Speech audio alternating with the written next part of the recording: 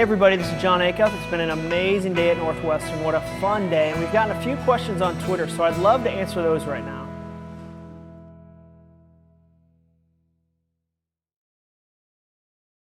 Being so handsome, a lot of people judged me for how handsome I was as a child, and it just created a lot of barriers.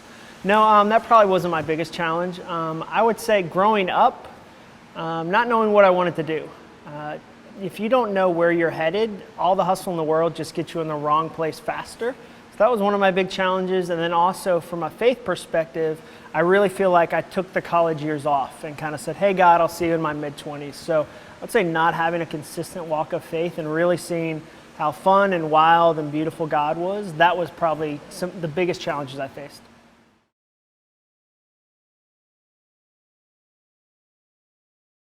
Well, I think there's two questions there. What do you do if you're single? Well, again, a lot of times in a marriage, it's about how do you make dreaming a team sport. So there's some very deliberate things you need to do. If you're not married, I kind of look at support as a circle. The inner circle is your spouse. The middle circle are friends and family, and the outer circle are other quitters or other people that are hustling on a dream. So if you're not married, you take that middle circle out, and the other circles just come in closer. So friends become more important. You need people in your life who love you enough to tell you things you might not like to hear. And in a marriage, your spouse will do that. But if you're not married, it doesn't mean you don't need that. It just means you have to be deliberate about finding other people that will serve that role. So that's how I'd say if you're single. If you're in a new relationship, the biggest thing I'd say is give your boyfriend or girlfriend grace to not understand your dream. Sometimes, especially in the context of a new relationship, you're just trying to figure each other out. And it's really insane for you to go, you need to 100% get my dream the same way I do. If they got your dream the same way you do, it wouldn't be your dream, it would be their dream. So I'd say give it time, give it patience, give it room to grow. Don't over-focus on your dream in the context of a new relationship.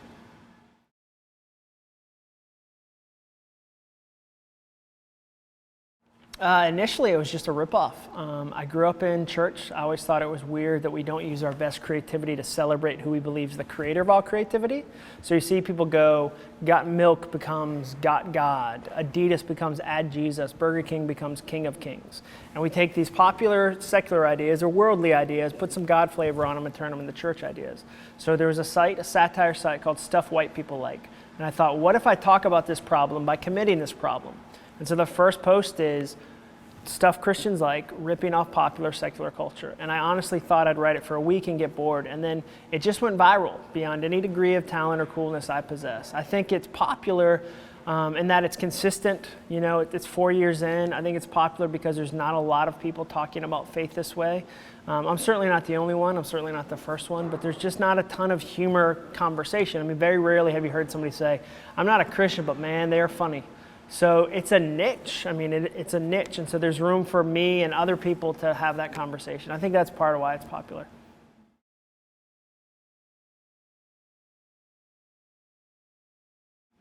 I think the greatest danger is how easy it is to get distracted.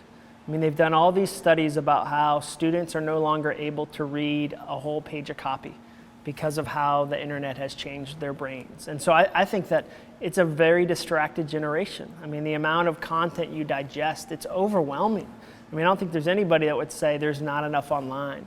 And so I think losing the gift of being able to focus and be quiet and be still. I mean, they've done studies to see how many people and how fast they go to their cell phones and their smartphones at stoplights and at red lights. They can't get them fast enough. So I think that's one of the big dangers for students is if you lose your ability to focus and have deep contemplative thought, that's a danger there. I think another danger is graduating and taking your first job and going, I've been out of college for an hour and a half, treat me like an expert. And that's what I did. And I had this attitude and thought I knew everything. And so I think you've got to know that at 22, at 23, at 24, you got so much left to learn. Don't let entitlement and ego get in the way. Greatest opportunity is that you have tools nobody else used to have.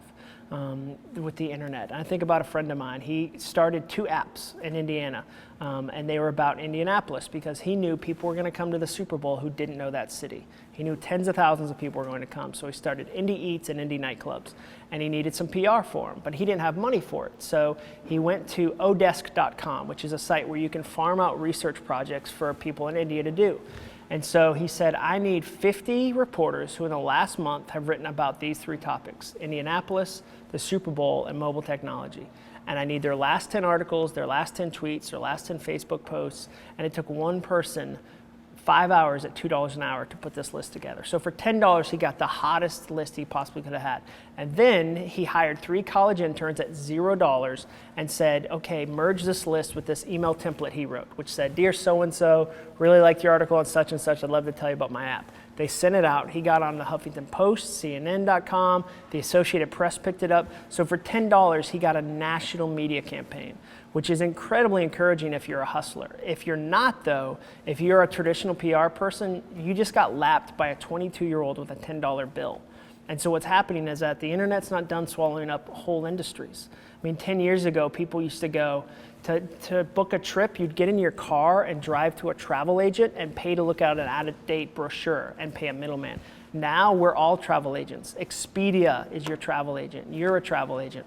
So does that mean PR is going to go away? Not at all. It just means it better evolve or it's going to get left behind by this huge new industry. So if I was 22, if I was a college student, I'd start now and I'd use the tools that I have access to. In 5 to 10 years, when you sit down at a job interview and you say, well, I'm really passionate about this industry, they're going to say, well, what's your URL to your blog? And if you say I don't have one, you're not going to get the job, because it won't be enough. So if you want to get a job in 5 to 10 years, start blogging, start being involved in the community. If I was a freshman and I knew my major, I would start to figure out who are the experts online, how do I interact with them on Twitter, so that by the time I went to a job interview, I'd have a following. People are going to start hiring followings, not just individuals.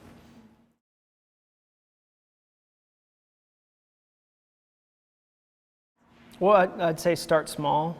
Start with small little efforts. One of the things you can do is you can volunteer. A lot of times I'll talk to people and they'll say, I want to start a coffee shop. And I'll say, well, have you ever worked at one before? No.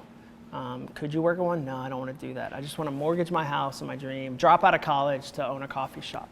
So to a college student, I'd say start small, volunteer on campus. If you've got a passion you want to explore, this is a great time in your life to explore it. Volunteer, get a part-time job, practice your dream. We hate to think of that phrase, practicing your dream, but what a great chance to do it. I'd love for you to graduate from college, not just with a major, but with 5 dreams eliminated that would have gotten in the way when you're 24, 25, 26.